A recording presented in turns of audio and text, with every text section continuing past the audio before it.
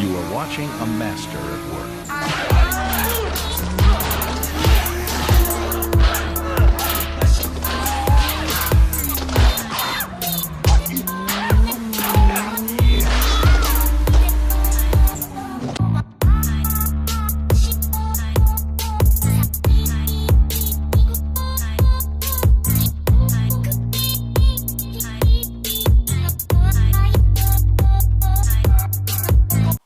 What's up, everybody? So today I'm gonna be doing my injectors from Power Driven Diesel.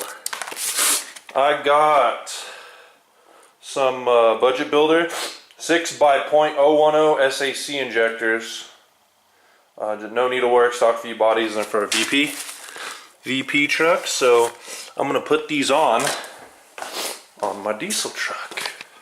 So why I would recommend going to Power Driven Diesel is they give you washers and they already have O-rings on the new injectors and caps, and they give you a return label, as you can tell, 150 bucks for your cores of your stock injectors. They're the VDOs or VCOs, sorry, and these are the SACs.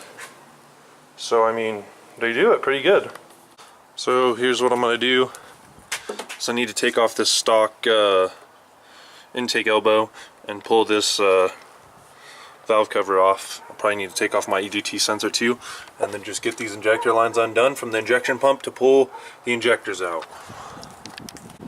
Alright, so basically you got to remove the apps out of here and unplug it from the bottom so it doesn't pull. These are 19 mil, and pull them off. Don't separate the blue connections because they pull out as a piece, and then just pull them off of the injection pump so they're all together. Alright, so I got the valve cover off. We're going to take a look at the injectors. I still need to get that back line off back there. As you can see, it is a bitch. So I have to take these rocker right here. This is the injector one. Got to take those covers off. It's a 10 mil. And then flat head these out unless you have a injector puller, a sheath puller, which is 35 bucks, but I don't do this enough, so I didn't order it. So yeah. Alright, so I got the injector tubes off, the lines, whatever you want to call them, so I organized them. I have tape on them from when I did the injection, or the tappet cover seal, so these are all marked 1, 2, 3, 4, 5, and 6. So now I just need to take off these rocker, or these nut covers, and pull the injectors out. And then also take those injector cups out with the flathead. Hopefully I don't ruin the threads because I don't have the tools. So here we go. Alright, so you remove that 8 mil bolt right there, and that back one, that's right there. You don't need to do that. That's just a slide one. Make sure you don't mix up the rockers. This is a valve cover bolt. You can put it in the middle of the injector to pull it out and just pop it out. So I'm going to just let you guys see how that works. View here.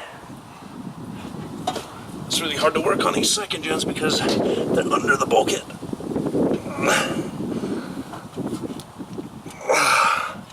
Might have to use a flathead to try, or a pickle fork or something. Let's try this.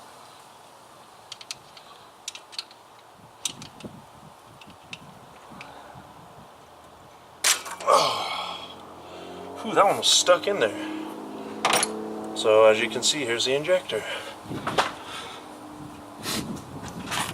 What you want to look for on these injectors is make sure they have the copper washers, because if you double up the copper washers, you're going to be effed, because it's not going to seal.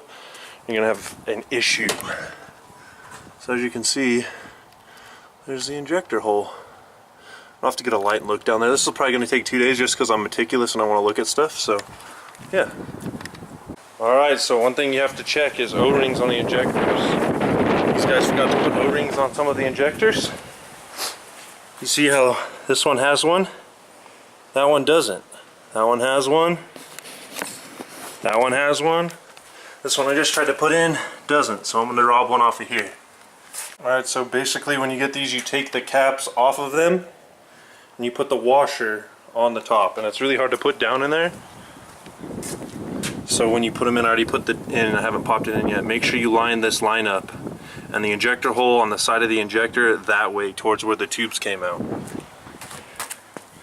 it's pretty hard to mess these up, but you see the hole right there, that's got to be facing outward towards the line, so you can see how you put them in, and then the rocker will bolt to it. So once again, take your valve cover bolt and thread it in the top and then push it in. Alright, so I know I'm not really videoing too much, but it's pretty self-explanatory. Just pop that back in, the injector, and then line this up, and it's cammed with a keyway so it won't go on without it going a certain way. So I did that, and I didn't show you this, but I popped the injector tube back in, and it works because it slides in. If it didn't work, it wouldn't be able to slide in and pop. Make sure you check the conditions of the O-rings of the injector, injectors, and then the nozzles as well, like the side injection nozzles, whatever you call them. And make sure you replace them. I'm not going to, mine look fine, so I'm going to do the rest. Number one is done. Alright everybody, all 6 injectors are in.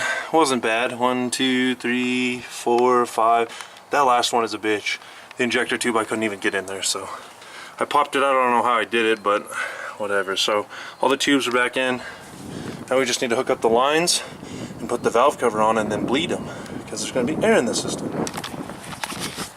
Alright, so I think I got all the injector tubes torqued and threaded on, not all the way tight because I got to bleed the system, but now I'm going to put the valve cover on and then put all these hold down bolts up here on the injector line so they're not wiggling around.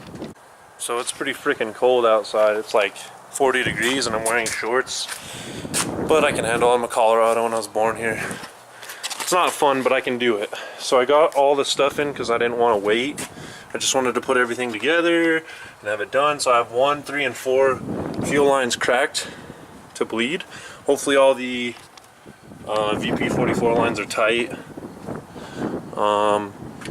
Yeah, we'll see what happens here. So let me actually use the drift car to check here. So I'm just gonna bleed it and I'll let you know.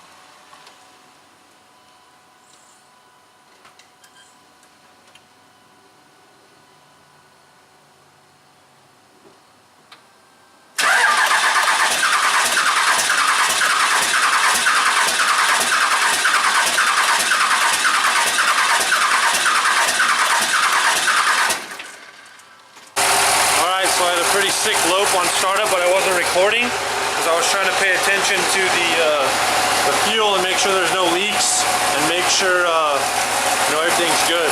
But it sounds pretty freaking aggressive.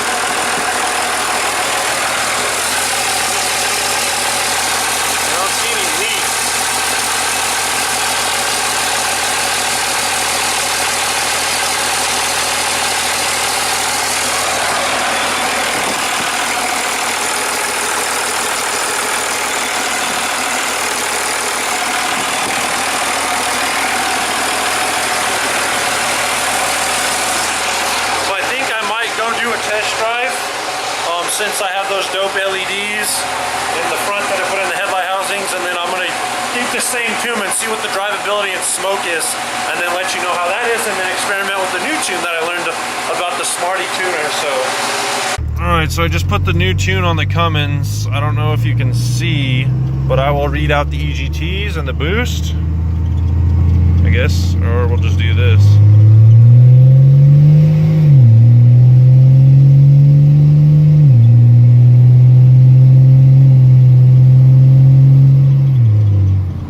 $70 miles an hour, 1,300 degrees Fahrenheit for the EGTs, and 23 pounds of boost. That was full throttle. But this thing hauls dick, and I just put the 75 horse injectors, the SAC injectors in here, and it rapes. So it's pretty tight. I just need to figure out how to get the EGTs down for towing. So far I'm happy with this truck. It's so freaking tight. Oh, I love